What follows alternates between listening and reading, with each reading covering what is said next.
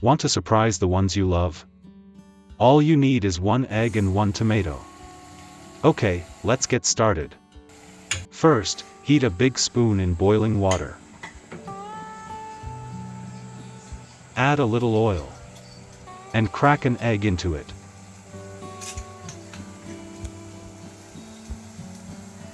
Next, put the spoon back over the water.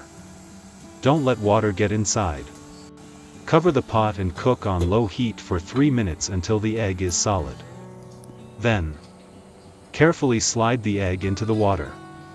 Cook for 2 more minutes, and take the poached egg out.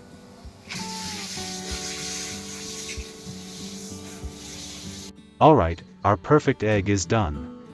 But wait, let's make it more romantic with a tomato. Seriously, it's ridiculously simple. Tomatoes and eggs are a match made in heaven.